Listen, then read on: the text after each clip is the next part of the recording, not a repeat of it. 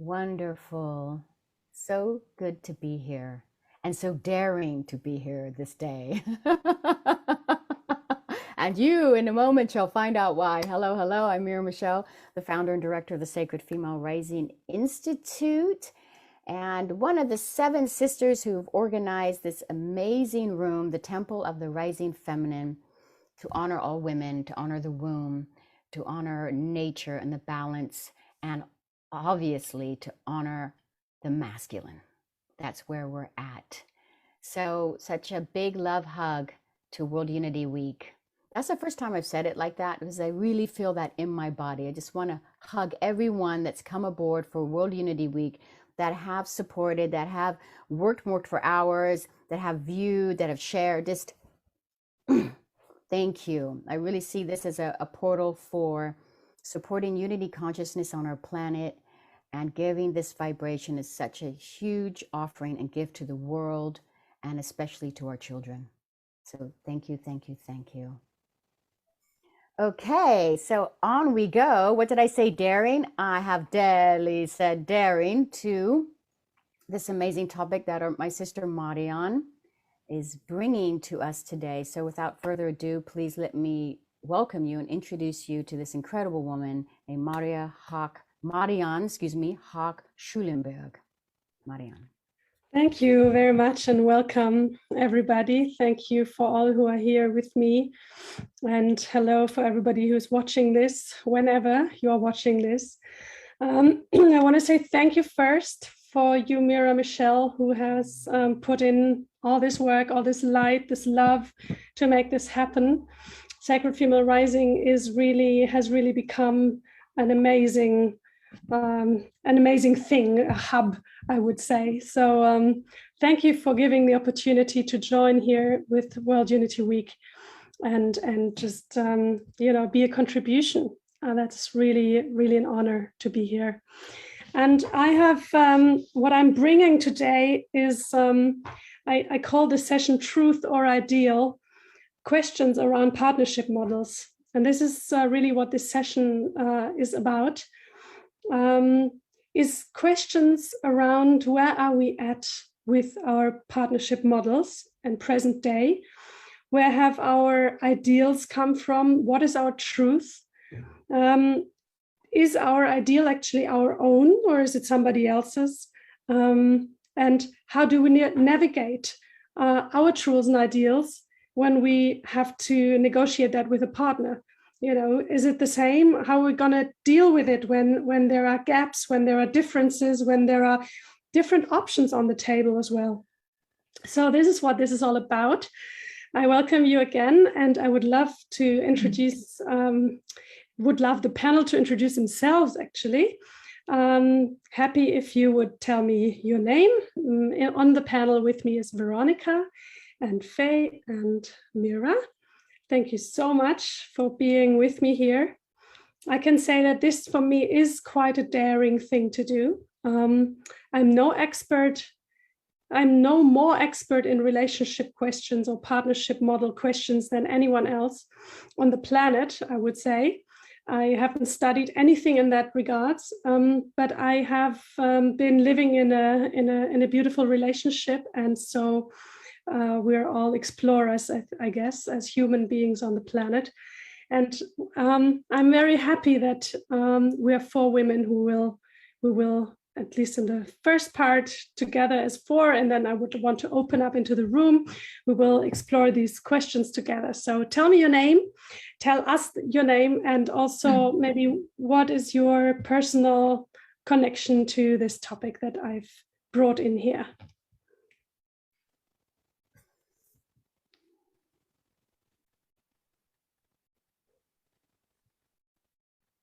My name is Faye Berkeley, and the reason why I feel connected to this topic is because in my partnerships, I really want a sense of freedom and really great communication. And I think that it really has to do with the partner that I'm with. So I'm very interested in exploring the breadth of our options and being able to come to a conclusion that we're both comfortable with. that allows us to feel like we're individuals, but we are in a equal partnership. So that's why I'm here. So thank you for hosting this really important topic. Thank you so much, Faye. Great. There you go. My name is Veronica Larsson. I'm in Ireland, and my interest in this topic is really curiosity, to hear different perspectives and to explore them in relation to where my partnerships have been in the past and where they might be in the future. Thank you very much, Veronica. Cool. I'm Marion Michelle, and I'm presently sitting in California. And I think this is such a yummy topic, and it is also a controversial topic. And we probably would need like 3 or 4 hours to dive into this topic properly. But you know, we're going to skim the surface and dive a bit, I feel. I have been in a relationship with my partner, with my husband. We have 2 children for 22 years. And we have deep discussions about relationships, the taboo of relationships in our time, what have relationships been like over time, and how do you stay alive and happy and connected in a long-term partnership. So I'm happy to explore some of those questions here today. Thank you, Marion. Thank you, Mira. Great. Thank you so much for sharing that. I also want to share a little bit the personal side of why I've brought this topic. So I'm also in a married relationship for 7 years. I also have 2 children. And this topic of how do we want our relationship to be came up very early on. When we started to go out together, we would be talking about this topic and I came from the point of view that obviously a relationship can't be ownership of someone else. And what does that mean then? What does that mean if you're in a committed relationship? What are the rules? What are the agreements? Is it allowed to find other women attractive? Is it allowed to find other men attractive? And if you do so, how do you deal with it when you have more than just, let's say, attraction, but you really feel very warm, very connected to someone else who's not your partner? So how will we deal with that? Will we make this a taboo? What are we going to do with it? So we started to open this question very early on, and then, you know, if you have children, this topic is kind of resting for a while, right? You're really busy with babies and diapers and all that is going on with this. And now they've grown a little bit and the topic has come back to us. And so I really think this is also, when I talk to friends, I find this question of how do we keep our relationships really active and alive? How do we negotiate the fact that the more years you add to your relationship life, the more you think you know the other person, the less maybe you are interested in any news from that person, but maybe the more you're interested in finding that kick again or having that new attraction again. So you know, to really find ways of how can we actually have this relationship remain beautiful with integrity and also truthful. How can we be really truthful with each other? What is my need in this phase of my relationship? What is your need? And how do we navigate that? Especially if maybe the needs are not the same. Maybe the needs are the same, but the ways of achieving the needs are not the same. So there are so many ways of really starting to think about it. And I would love to go in there, but before we go deeper into all of those questions, I think it makes so much sense to look at how we got to our starting point. So our starting point, I would suppose, is that traditional model of having a monogamous relationship. And I would love to invite you, Mira, to give us give us a backdrop on how did we get to this ideal that a pairing family, a nuclear family, is the best we can have, and you know, how did that come to be? Was it always? Did we always do that?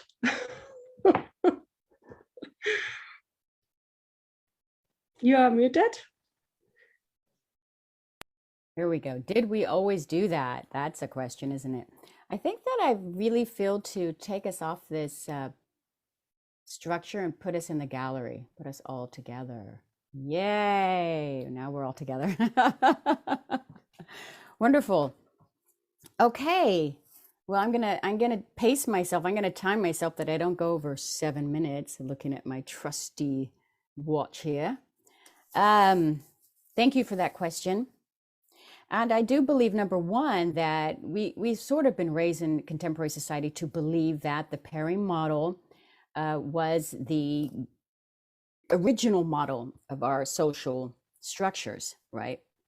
And of course, I definitely need to preface this that I am not a scientist in this way. I have studied, I am degreed. This is not my discipline, right? But I have done a lot of research and a lot of reading.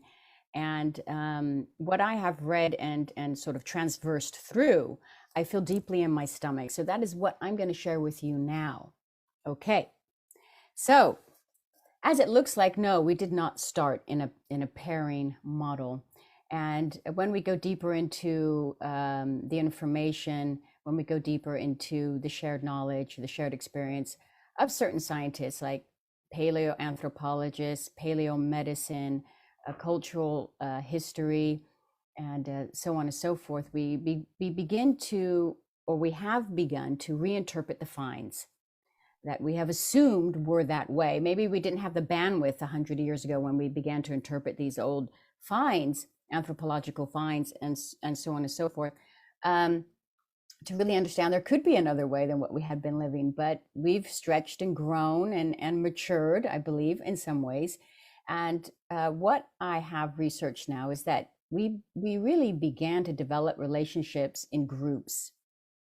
And this would make sense because it's how we could survive most efficiently, would be in a group dynamic. And now as we look, and what I say we, as our consciousness and the scientists that delve into these subjects, that we were about 120 individuals, 90 were adults and 30 were children. And this was not yet a tribe. These were more clans, and they're blood related. So they call them consanguineal. This is a Latin word for blood related groups. And so I have a little graphic to guide us through. I'm not going to go into every part because some parts of it are quite controversial, and we're not going to dive that deep into controversy. Let's have a screen share. Okay, so here's our screen share. So the first thing we found out about these groups is that women provided 70% of the food source through their gathering, right? Through their gathering. And if you look from indigenous tribes back 10,000 years ago, which we all are indigenous to planet Earth, and we all come from indigenous people on planet Earth. And right through the timeline till now, right through the continuum till now, we realize that it is the same, that gathering food has more of a propensity for the group, more of a necessity, and also more of a possibility to feed the group through gathering. And our brothers, the men, would hunt in their male collectives, which would be about 25 to 30%. So you see this idea that we have been sort of schooled to, that women were sitting around the fire waiting for the men to come with the hunt, is absolutely not tenable for science. Okay. We also found out that basically because of this, and also because of the fact that paleoscience is now reviewing that, as it looks like women could only give birth once every 4 years. And that is due to the longer lactation, right? So they had a gene, a phylogenetic gene. It's a scientific term which means naturally occurring evolution that we inherited from our ape ancestors. And this prevented us from conceiving, which is a good thing, because we probably couldn't have fed that many children with the lean meat and the type of gathering that was going on in those times. Of course, it's relative to the environment or the terrain of where the group were living. However, I think nature is so very intelligent, and nature knows how to protect us and help us to survive, especially when we listen to nature, as we've stopped to do, as much as would help us. But okay. And so what has come to be understood is that the primordial original freedom, independence, and autonomy, responsibility of women, sexually as well as economically, was given by nature. And I would love you to feel into that right now, because our sister Faye said something and in regards to relationship, and that was freedom. Freedom. Yes, the female is about freedom, right? The female was about freedom as she, the group, mothers, sisters, daughters, all went in one group with a united intention and agreement to go and gather for the whole group. This was food sharing at its height, and we lived this way for at least 150,000 years. Okay, so I'm going to stop there with that one. I'm going to stop share. Thank you. I would like to weave in there, since I have about 2 more minutes, I would like to weave in there also a fairly recent study where the scientists study the bonobo chimps, and we are beginning to know that these are our closest ape ancestors, not the gorilla as Darwin had sort of reported or projected. It was more and is more biologically the bonobo chimp. So they were studying the bonobo, and they found that when the female and male chimps were in a close enclosure, that the female was far less likely to groom and far less likely to approach the male, excuse me. I'm not calling my brothers bonobo chimps. Sorry, I like all those little humor points to be just jump in there once in a while. You're not chimps, you're our brothers, we love you. So the female was a lot less likely to approach, instigate for intercourse or sexuality, and in fact in closer encounters, not at all. But when enclosures, not at all. But when the enclosures were bigger, much bigger, then she would go for grooming and also to open the space for the possibility of intimacy, and in the wild also. So for the female of the bonobo chimps, when they were too much enclosed, they were like, no. And the male was always the one that would instigate. So I found that fascinating, and I've worked with many women for quite a little while now, and I see this similar with females. However, I see also the cultural program. So this is about to be something we're going to dive into. I'm just dropping a seed in there, right? What is our nature, and what is the program?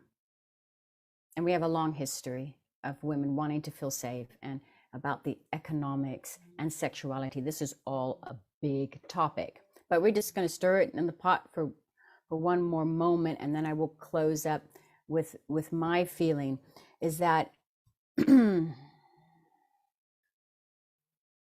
I do believe we're coming to a time on our planet where the vibration of survival to survive has shifted. So what is a partnership built on? What has it been built on up until maybe 50 years ago or 70 years ago? Which is, we will come together, we will survive, we will make our bills, we will raise our children, right? And now we're moving into a time is, how are we going to ask questions? What has risen? Our accessibility to teachings, very deep mystical teachings, right? Our accessibility to psychology and to know ourselves more, right? This is a huge awakening that has happened, especially in the last 70 years on our planet and the last 120 since the Industrial Revolution. So, I mean, there are incredible questions for us to ask and us to process. And that's what I feel that we must do, because I have also on the other side seen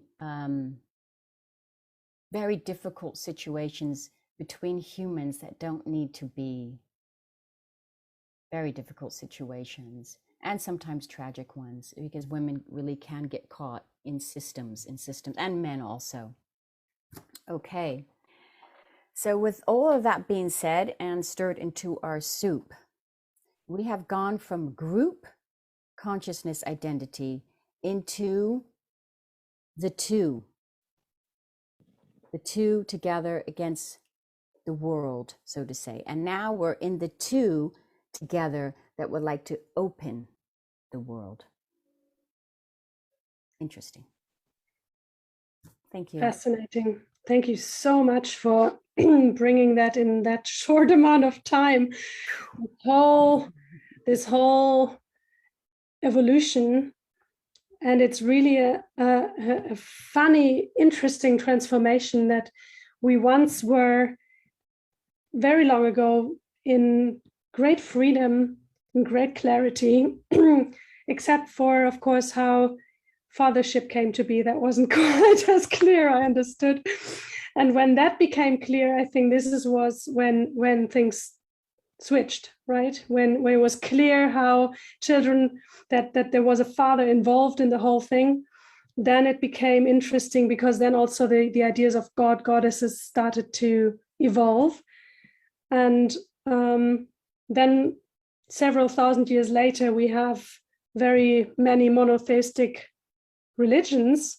And that's interesting as well. We come from many goddesses and gods to a one God. So that's somehow a parallel, or let's say probably the same coin, just from another side, somehow what's been happening. And I can say that I was grown into this ideal of a marriage that stays on, and my parents are still married. They're almost 50 years married now. And this is definitely what I thought how relationships gonna be when I was a girl. And also growing up, this was what I was looking for, definitely. And I'm wondering, maybe some of you feel like sharing if you have had the same experience, of how your ideal came to be, what kind of ideals did you grow into? And maybe also, was there a point in which that started to get questioned? Was there a point that you can remember, or are you still right there? Are you still saying, no, my truth is actually exactly that? That's where I'm going for. That I would be very interested to hear your points of view, if you're willing to share.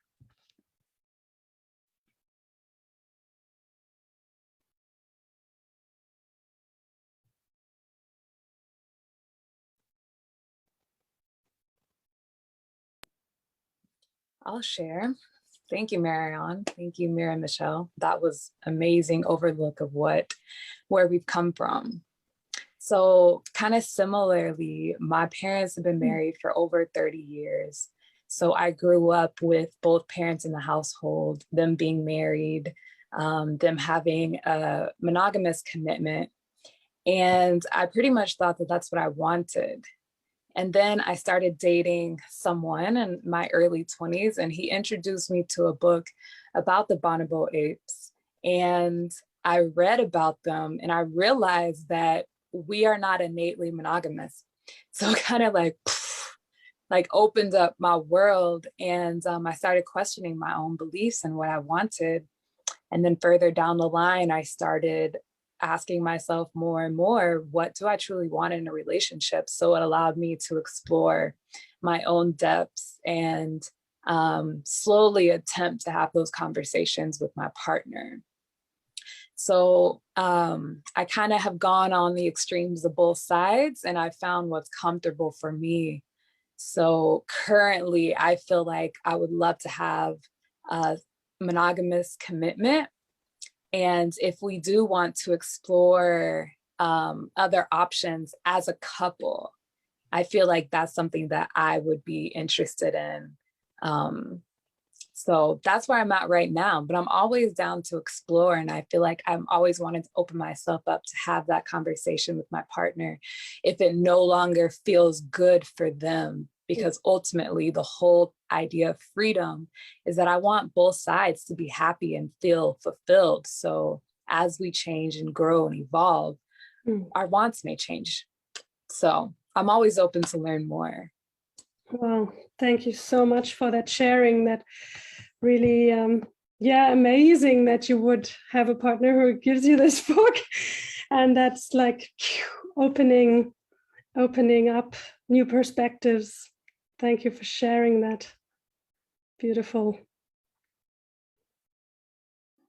Would anyone else? Can I just drop something in? This is not my feedback to your question. I want to drop something in for our pot. Something I do feel that is important. Anytime we see non-monogamy, we see a group. You see? So monogamy alone in a couple is a protective border, I feel, right? It can be a very protective border. But to not have a monogamous relationship through time and our experience, we see that happens more in group dynamics. It doesn't mean that everyone's in an orgy or something like that and everyone's in relationship with everyone else, because this is not what our paleo ancestors did. They really did stay in relationship for a certain period of time, as we have seen. And that is also nature, because genetically, 5 years, that was the time. And then they would move on to another partner. Well, that was a gene biodiversity that we needed. So nature, knows what she's doing. But what I want to say is, this has a lot to do with the internal process of a human being. If you're in monogamy and then you open to other parts or other realities or other, sort of systems, and that's the difference, is having the protective sort of sphere of the group, right? Or being in a partnership where you need to process and do all the work in your own psychology. You guys get me on that? Yeah, absolutely. Okay. It's a huge difference. It's a huge difference. Okay, so I just dropped the mic there just as we're swirling. Cool. Thank you. Bless. Lovely. That leads me to, I see maybe Veronica was about to share, but I just go right in there. I think I was in the middle of my 20s or end of my 20s when I was introduced, or when I was starting to do personal development work in a group setting, group meditation setting. And when I was, to my own surprise, invited by a good friend to just be close with him, like not going into intimacy completely, but really be very close. And he was married and he had children. And I knew of him that he was really, he had the permission to let that closeness happen. And I was really completely, like, that shattered my idea of if that's possible or not, because before it would not have ever been thinkable for me. But then this kind of happened and I realized, well, I'm not claiming ownership over him, or I'm not going anywhere. I'm not interested actually in any kind of claim on a relationship, but I do enjoy the fact that because I love him and I can be close with him. I do not have this cut border where if you hug somebody too long, you immediately get nervous and you withdraw, and then this kind of thing that that might happen if there are strong rules and very strict agreements within the partnership. So I kind of got open to the idea that there is actually that possibility that there can be a naturally lived closeness that is not endangering anybody, that is not breaking commitments, that is in integrity. And that for me was a very new experience. And I think this is probably why I was able to start the conversation also with my now husband back when we started to date. So just want to bring that in as well to answer my own question, so to speak. But yeah, Veronica, I think maybe you would love to give your perspective into. Yeah, I'll share kind of what the conditioning that what I grew up with, right?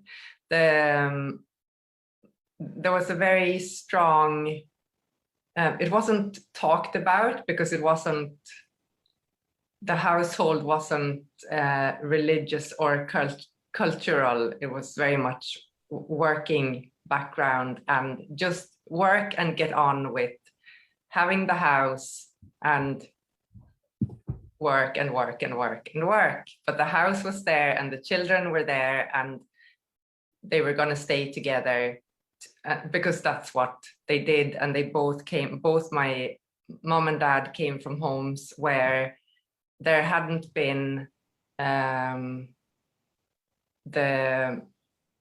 were 3 fathers on one side and 2 fathers on the other side. So they were very, I think both my parents had the really wanting to make something that they didn't have. So in my ideal, it was very much I developed this, I call it the princess brain. I will meet the prince and will be happy ever after.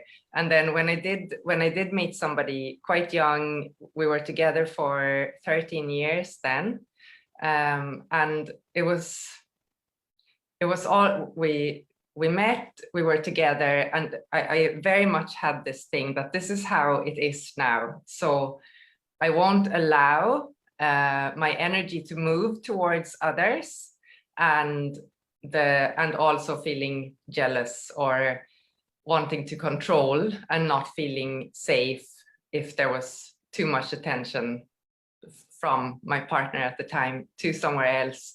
And at the same time, after a few years, it became quite obvious that when you do meet somebody that you have a great connection with, and it just goes like this, it's like the energy just moves naturally. And I really noticed that I do not want to adhere to any rules. It wasn't that I wanted to have sex with somebody, but I wanted to have the freedom to enjoy the depth of connection and communication and stimulation, both intellectually and heartfully.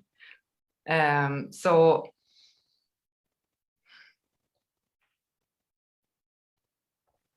yeah, that's kind of where then that ended after more years than it probably should have lasted, because ending the relationship is not it's not what I do in my conditioning. Yeah. So and then now I've been single for quite a good while, which has actually been an amazing opportunity to get to know myself. But I'm the first time I was introduced to the idea of more open relationship was when I met Marion in Berlin a few years ago, and I just thought, that's interesting. But yeah, it's like that wouldn't. I'm curious about it. Like I'm just really curious. How does it work? But I immediately feel my body just goes, no thanks. It's either me or not if I'm going to be with somebody. But when I investigate it a little bit more, when I sit with like what is it here that if I allow myself to, okay, I recognize that there is the just wanting to be safe and wanting to be loved, but not wanting to trade the freedom at the same time, my own freedom. But there's also like on a deeper level, I think there is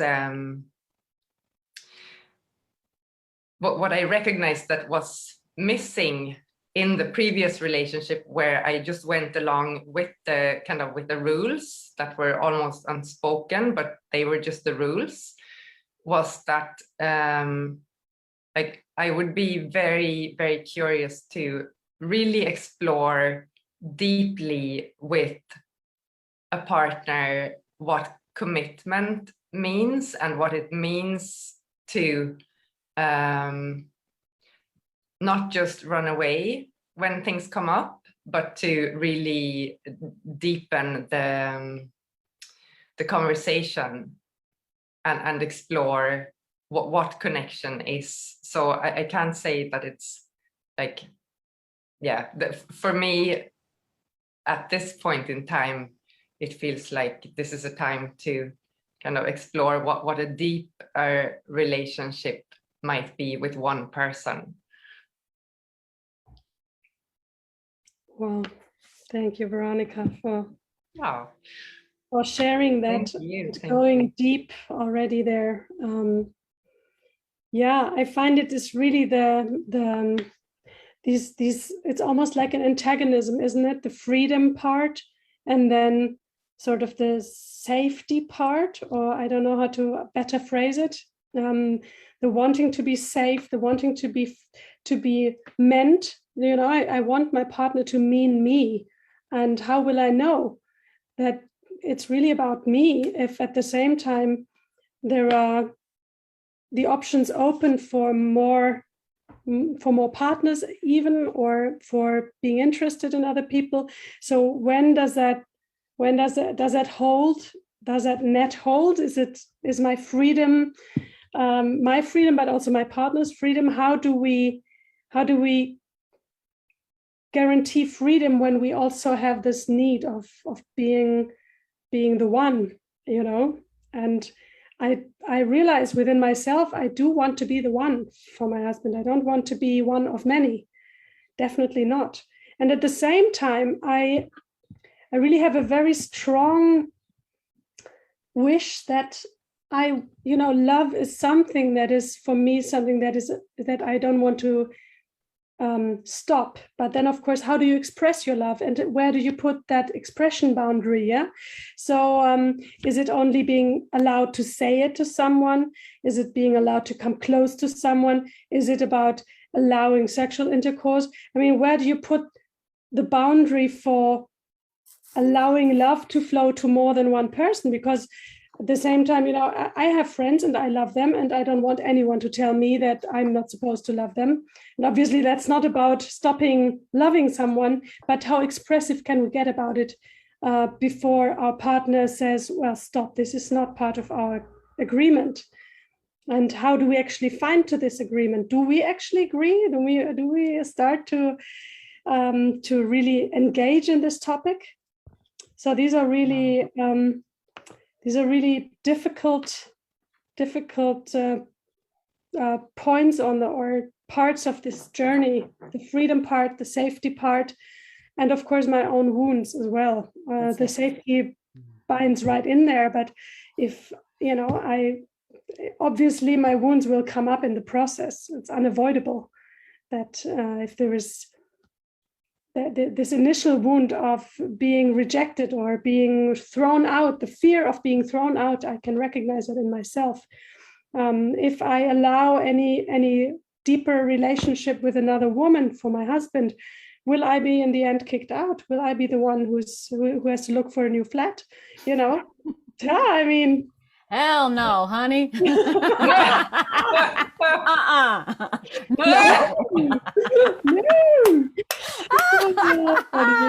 I would love to jump in. I'm really going to be quite aware of my time sharing here. This is what came up for me. What are relationships? That's a core question. And what is your relationship for? When I first came together with my man, it was big love, big love, right? It was like blinders or on, what?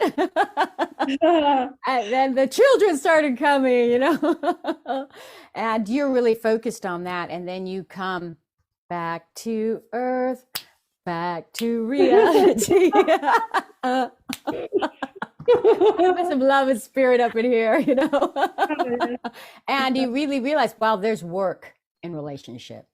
Yeah. You know, relationships are work. And if you're not working on your relationship and you're complaining about your partner, then guess what? I'm sorry to say, you're really complaining about yourself.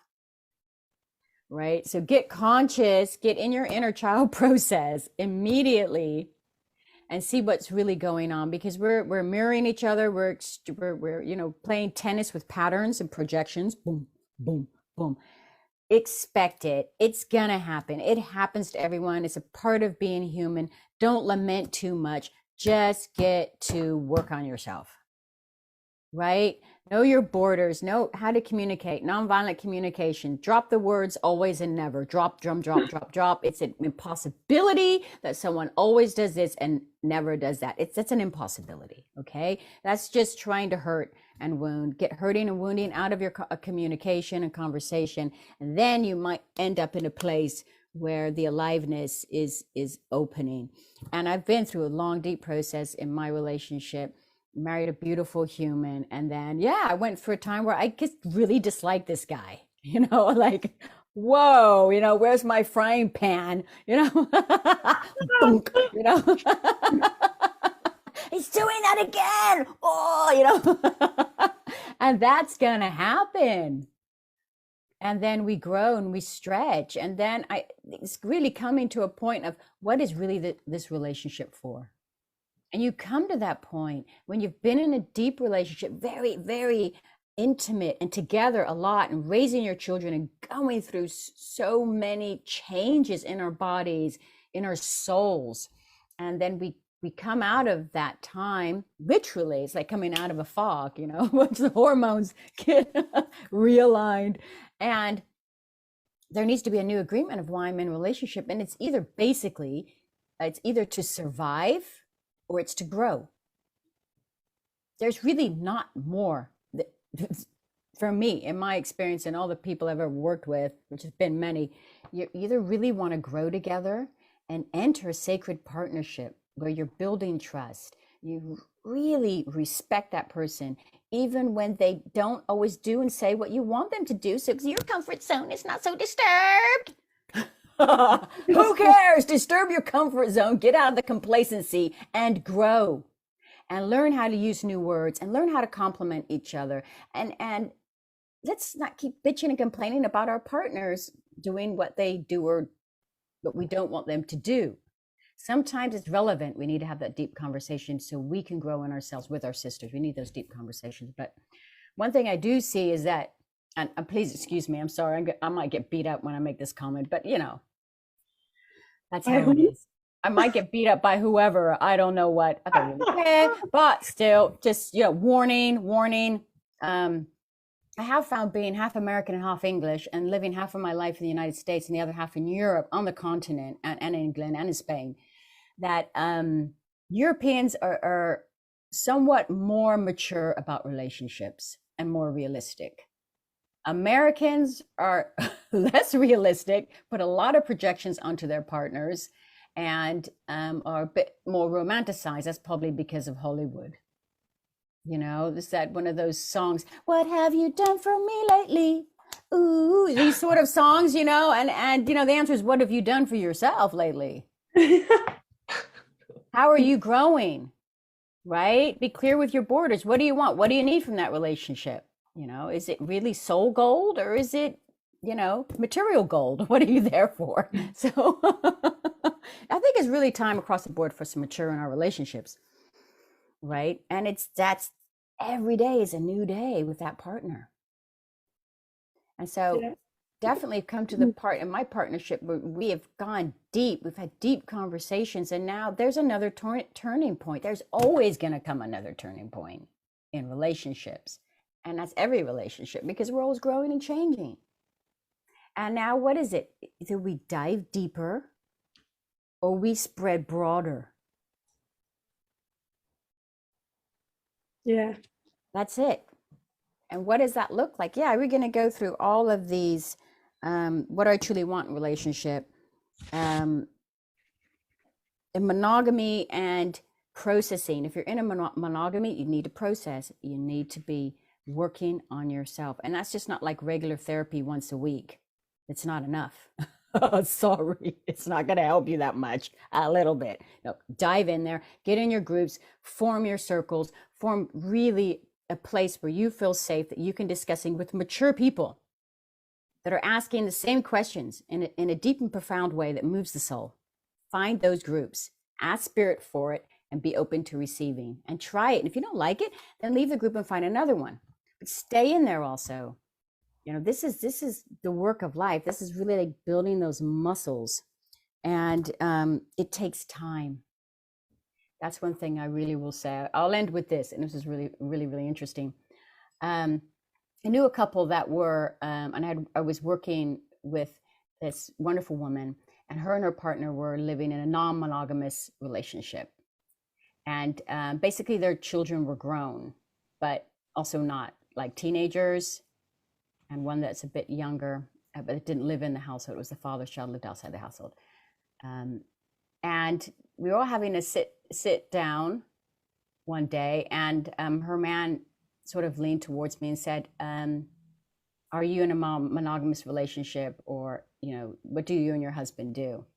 Because he thought that was basically like the top of the relationship curve, if you can manage that. You know, there is that sort of, I'm not going to go there, but you know what I mean. So I said, no, we are monogamous. And he goes, oh. It was so funny moment. And and he goes, why? He literally asked me why. And I was like, interesting. And I said, you know, the first thing that comes to mind, it's not like my man and I don't sit there and say, oh, look at that beautiful woman. That's a nice round bum on her, isn't it? Isn't it lovely? I mean, we're like open-minded. You know, what do you think about this? But what I leaned forward and said was time. Time. You need really time to process those things, right? And when you have kids running around and soccer games to drive to and homework to amend and your own work and all of these things, right? That time you need to really dive deep with your partner and negotiate what not living in a monogamous relationship is really does take time, energy, and investment. And then he was like, oh, yeah, I can understand what you mean, he said. He was totally in relation in that moment, like, okay, good. Have a nice day. All right, that was my 4 minutes. Fly from there, sweet sisters, fly from there. Oh, hey, thank you, Mira.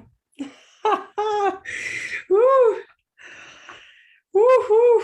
Yeah, that's so, isn't it? The time question, definitely. I find time interesting in the respect that I feel many times there is this urge to preserve something, like to resist the change somehow that is inevitable. There will be transformation, there will be growth, there will be change, but something inside of me wants to preserve what I once had. And this is this super beautiful, super sexy, super amazing relationship that we had before we started having children.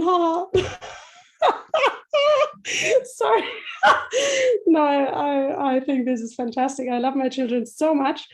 But of course, as all of those know who have children, this is something that is really turning like the ground up and down, and you have to really find yourself anew. And it's quite a transformative process to suddenly be on demand 24/7 and not decide anymore when you're going to have that nice date out in the cinema or whatever you want to do together. And not talking about bodily exhaustion, like tiredness and all of those factors coming in there that are not really super helpful for couple life. You know, if you're constantly tired, if you're actually you've already had your share of cuddling all day, you know, I just want to sleep. You know, what? No, I want to sleep. And if you're doing that for a few years and you keep at it, then this has impact on, of course, how the relationship is feeling like and how it's what it gives to each one. So I find that really one of the it's an amazing journey to find how to stay a couple as parents. That's just me personally. And then of course I find there are different needs in men and women sometimes as well, just towards how much intimacy do we want in any given moment. And as far as I'm concerned, my observation is that women love quality, but not necessarily quantity. And with men, this can be a bit different. They love quality as well, but they also love quantity. Mostly, I'm not wanting to generalize too horribly, forgive me, brothers, but that's kind of the observation that I've made in my life. And then of course, you know, this can come into a real problem if there is the different kind of needs on that part. And then the question in general, so, you know, do we allow self-determination in how far? What about those needs? What about my truths? What about his truths? So this is interesting to me. If you have, if any of you has lived in a relationship where the truth and the ideals that you came into the relationship with, where they might have shifted over time, and you have found yourself maybe in a position where you might have had to renegotiate, and how did you go about it, or what needed to happen in order for that to have the relationship grow? As you said, Mira, I mean, it's really about, if it's not about survival, and I think most women nowadays have their own jobs and they have their own income, and there's not this kind of dependency anymore, at least not to the extent. And again, as soon as we have children coming in, we have an imbalance again very often. So I'm not saying there is no dependency happening. But anyway, there is a different, I would say, position that women take nowadays. So if then it's about growth and changes in truths and ideals, if there's transformation happening, does any of you have this experience, and how did you navigate that? And you can also just come in and say, no, we never had any of that happening to us. And this is why, or this is not why. I don't know what. Yeah, jump in if you want. I would love to hear from the other sisters. Bring them in if they feel too sharing. Yes, Fresh. Oh, yes, please. Yes, please. I open this to everyone who is here and present.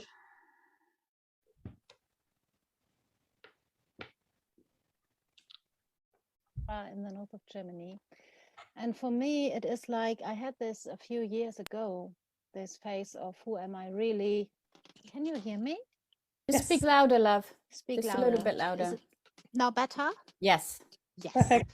So I had it a few years ago, this where am I in my relationship? Who am I in my relationship? Who's the partner I'm with?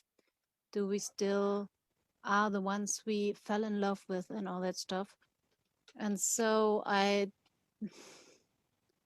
mentioned or I recognized that I didn't feel seen anymore as me. So I extended myself to the belief that we are not made for a true one-on-one relationship. So we have to have more men to fulfill the need of women, because it's not possible for one person to fulfill every single need that we have. So in the end, after a lovely affair that I had, we came back to our real one-on-one partnership, because we found out that it was just a crisis of myself. This whole thing was just me not being seen, not seeing myself, and going outward and find another man to fulfill my needs wasn't the point. It just wasn't the point. So we came back to reorganize ourselves, to be raw and look at ourselves and really be naked with each other and say, oh, there you are. lovely to meet you again. There you are. And from there we started new and decided to grow, actually, to grow and not to expand, and to grow, which was really, really healing a lot of wounds. Yeah, but it was also a lot of work, of course. It still is from time to time. So sweet.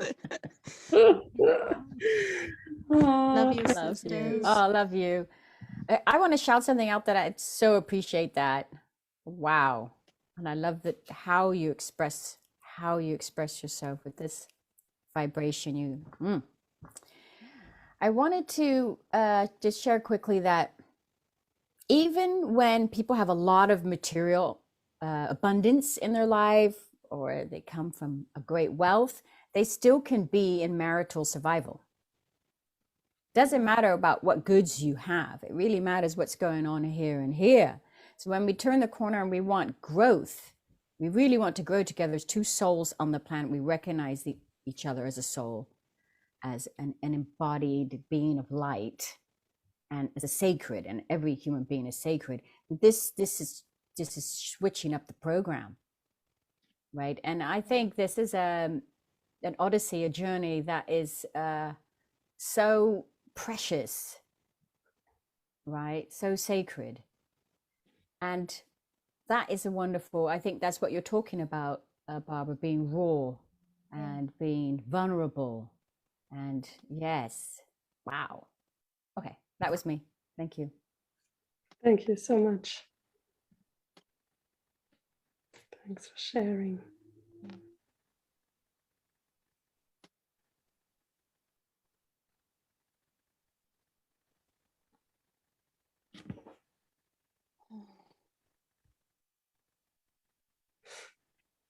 So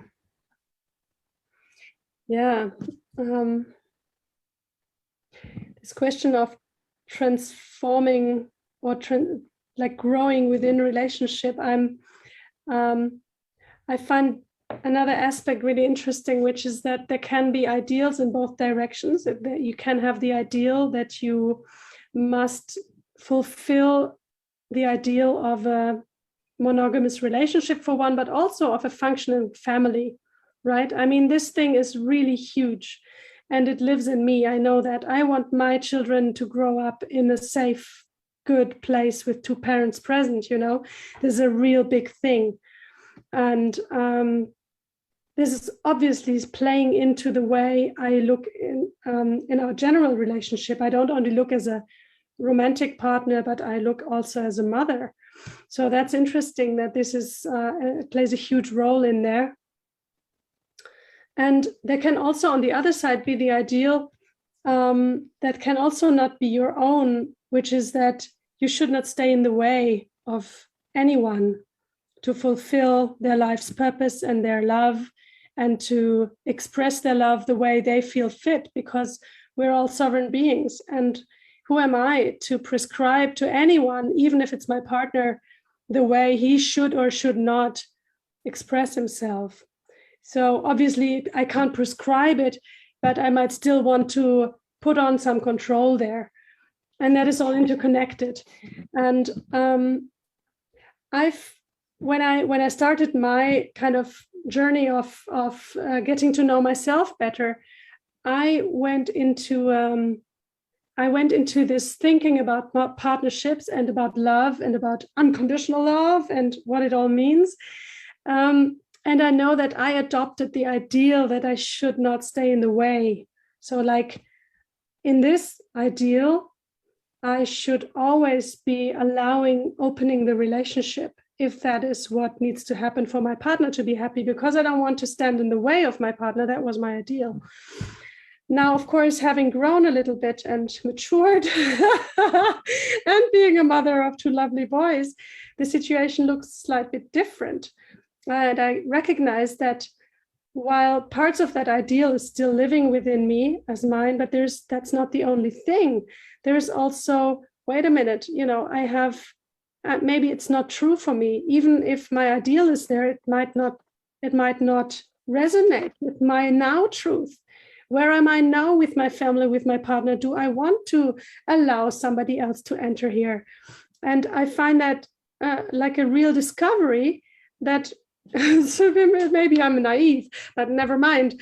So it's a real discovery for me that I have ideals and then I have truths, and they don't always match.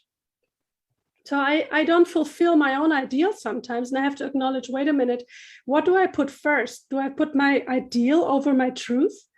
And then how do I end up with that? What does that do to me? And I realized, no, it's not going to work. I've tried it now and it's not working. I actually need to look for my truth first. And then I can see, okay, so what do we do with the ideal that I'm having? And what do I do with my partner's truth and with his ideal? And so this is getting much more complicated all of a sudden. I don't know if I'm making myself clear. I wonder if any of you has any thoughts on that or any reaction on that. I just have one thing to say. I love it so much how you express yourself, sister. It's so beautiful. You're such a beautiful human. Thank you. Thank you. Thank you. And the thing I wanted that came to me is like, well, there's always Beltane, you know? I mean, why did our ancestors do that? You know, why? Because of this, because the inherent wisdom that we have from nature and that we have from our ancestors is that sometimes it just is that you lay with another person. Yeah. Get over it, you know?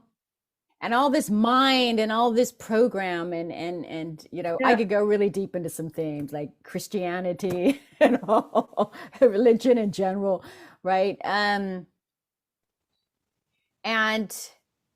yes, what does that mean? This question is a brilliant question, because it's like, is it about diving deep into another interpersonal relationship with someone? Or is it just about expressing and being seen in another way through another filter in your most deep, intimate way?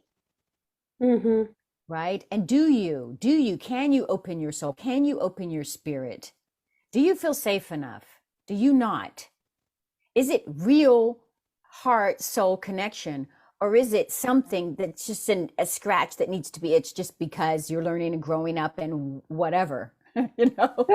Or is it a mixture? Yeah. Right. Or do you need to exercise how you see yourself in your own intimacy and your own way of who you are, your sovereignty that you have also spoke to? Maybe. Is there something that is negotiable in there? Possibly. Question mark. Don't know. Because we're here to live and breathe and experience.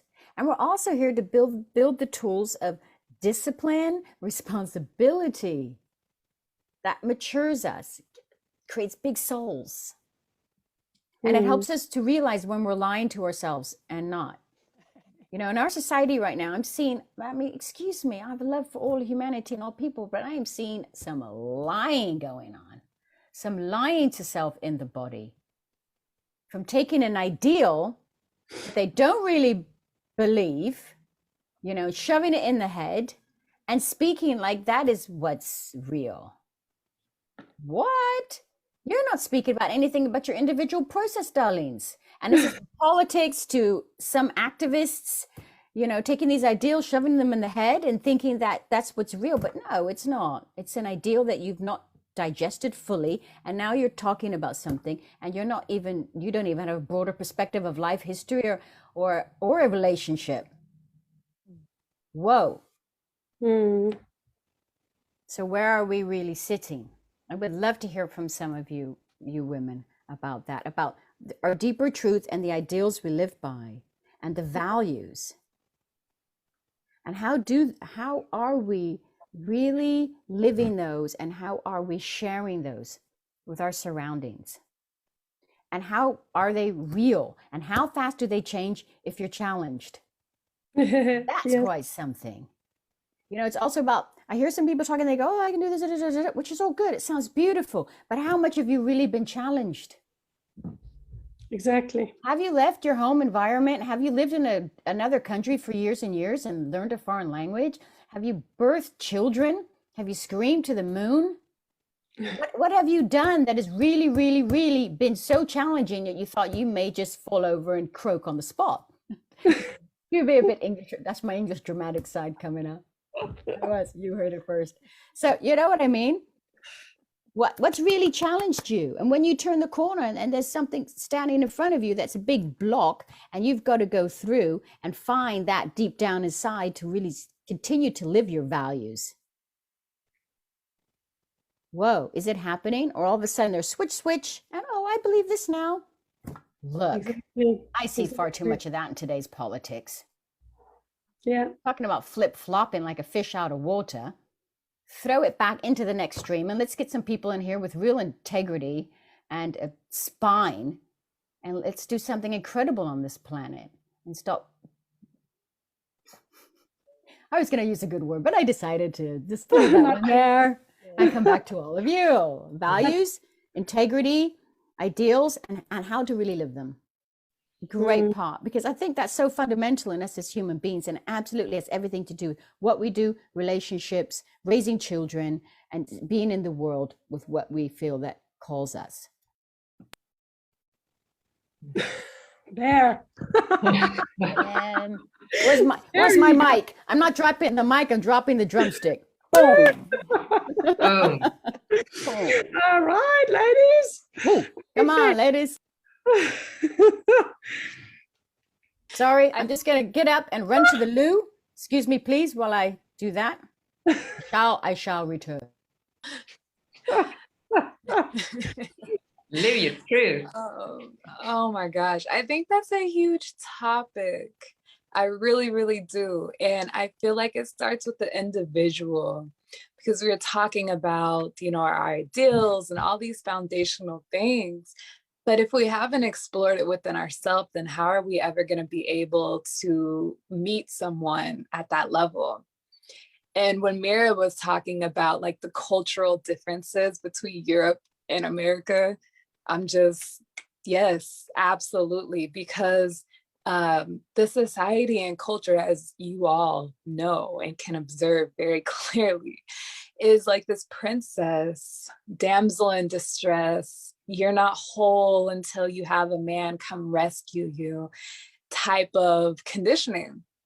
And it has nothing to do with like finding the self, finding the woman within, asking the questions. And then also what I feel is going to your depths and looking at those childhood development wounds. I think we were talking about maybe Marion, I think, was about possibly abandonment. Like, how are we going to talk about our abandonment stuff and feeling potentially like our partner will leave us? And so if we haven't like looked at those places, and I found, for me personally, this was huge for me. I had and continuously working on that abandonment wound, where the mere sight of my partner looking in another direction triggered it at some point, so there's no way I'm having that conversation because I can't even take the first tiny baby step. Mm-hmm. So I think that in order to actually get to the ideals part, you have to do the inner work and the inner perspective and shedding the cultural norms and standards, regardless if your parents were monogamous and together for 30 plus years, or you had 20 dads, and you know what I'm saying? It's just like, we have to just like let all of it go. And that can be difficult because we like to be safe. We like to be safe. We like to be in our bubble. And it takes the warriors, and it takes those that are wanting to expand to step out of it, like Marion Michelle was talking about. So yeah, I'm currently in that journey, and I'm really happy that I've got to progress a little bit, and I'm still wanting to expand. So yeah. Wow. Thank you so much, Faye, for that bringing that so clearly across. And when you were talking, I was thinking, isn't it like doing this own inner work has to do with your inner truth, because this is where it starts. You will have to acknowledge where you're not yet able to fulfill an ideal that you might have somewhere up there in your mind, where you have all the best reasons for wanting to be generous and wanting to allow, but your inner child is not there yet. You know, it's scared like hell. And then I was thinking the other side when Mira, when you were saying about Beltane and, you know, that kind of thing, and I was like, you know, there is also the thought, what does it take away from me? Actually, does it take anything away from me? I mean, that's maybe it doesn't. Maybe it's a mind construct that is also very, you know, it's just a very, it could be a program just as the other one. It's a little bit like a riddle, I find, actually, this kind of navigation between where do I have a job to do? My job is not only finding my truth in this moment, but also recognizing where I'm triggered by my story, by my woundology, where this is work for me to do. And it's not my partner's job to make me feel safe. It's my job to make me feel safe. Yeah, obviously. And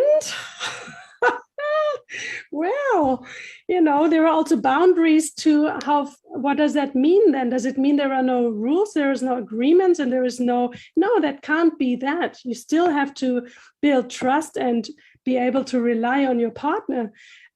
Because even if you do all the work on your safety, if people cross your boundaries and behave in non-integrity ways, there will be no safety no matter what you do, because it's not safe when people are not trustworthy. That's how it is. So we have more than only one side of safety, let's say, safety regulation. So it's my personal one, and it's also my partner's job, you know. And that's, of course, the part where we go back in the circle to say, well, it's about growth then. Because, you know, safety, first of all, my partner has to do the same job. He has also to care about his wounded little boy in there and see what he gets triggered by. And when he wants to run away because it's getting too close for him, possibly, you know, that's always also an option. And both of us will have to agree on what makes it safe for both of us, what makes it trustworthy. How do we do our communication? How do we agree that we will be honest no matter what? And how then do we communicate our honesty? Like, there are several ways. I can slam it at your face, but I can also take regular times out to do that kind of sharing and to check in and to feel the other person. So that's there's lots to do, I suppose. But yeah, I shut up. Have talked so much. Maybe some more of you would want to bring in whatever comes up now as part of as having listened for almost 1.5 hours now, or having shared within this time frame. But maybe there's any point that you would want to comment on or bring in, or question, whatever you want to do.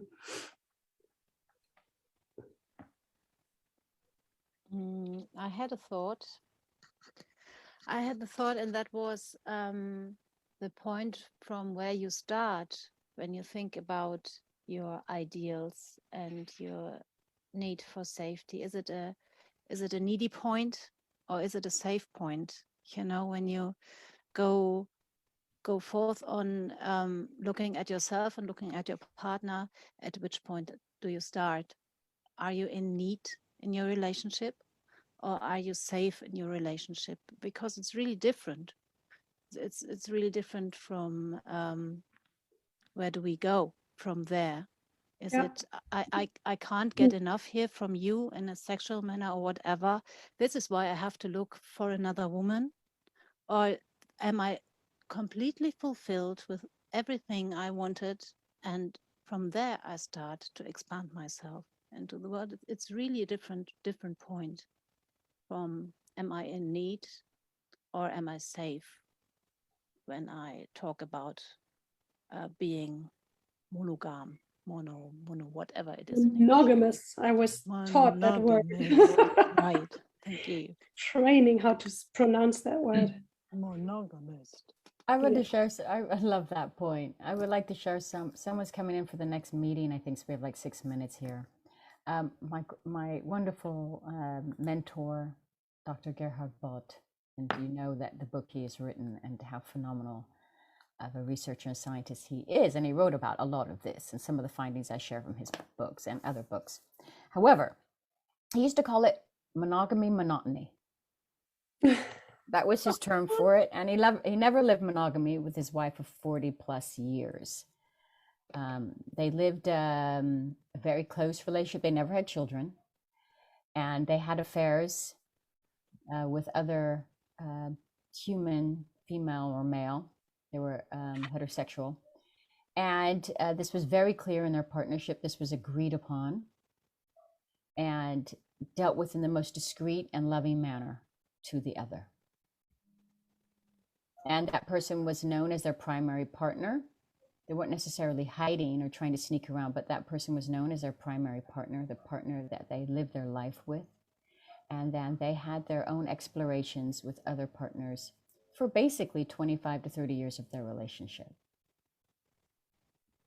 And he shared with me a certain extent. I was like 40 something years my junior, and it was amazing to hear about their life experience and what they've been through and how they agreed and what that brought them. And he would say to me, of course, my dearest Mira, there always was the possibility that that next person would be the one for them and I would no longer be. And so we also lived within that risk frame, right? Oh. However, we thought it was worth the risk to be living alive beings with each other and in our work in our respective fields. So that was his POV he shared with me. I never got his partner's really longer point. I would love to have heard her point of view from that. Maybe I still can. He's no longer with us, but she is. So maybe I'll ask her. I'm not going to say the name now. I almost said the name. Please tell me more.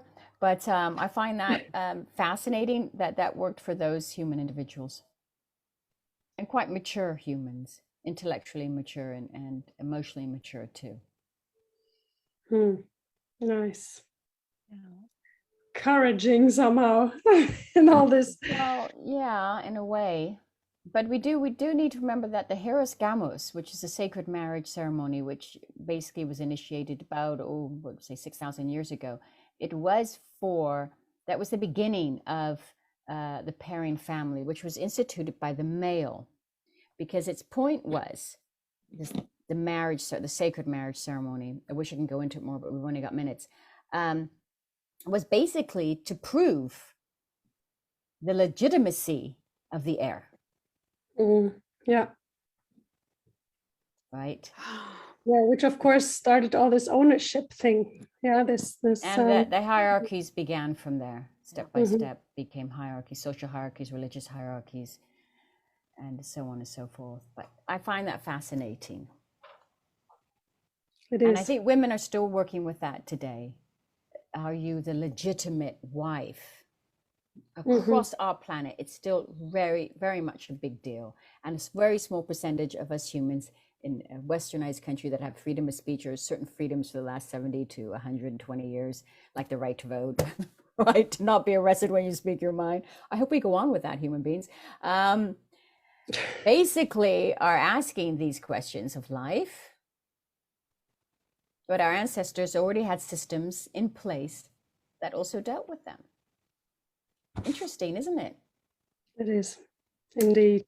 We should go on with this conversation at another time. I'll hand it back to you, and we need to segue in the next 2 minutes. Yes, absolutely. So, much love. Thank you all so much. I thank you from my heart for engaging in this amazing conversation and sharing so deeply from your personal lives. That is by far not self-understood. And I thank you for your willingness to show up here and make this contribution so other women can listen in and other men can listen in and really see what the aspects that we have been exploring here. And I'm very happy we had such a compass around the different perspectives and the aspects that are involved. So thank you. Thank you. Yes, thank you so much, sisters. Thank you to World Unity Week and holding this amazing container for us to explore, to dive into different themes and just share it with the world. It's phenomenal, phenomenal work all around. Yeah. Thank you very much. Have fun out there. Enjoy.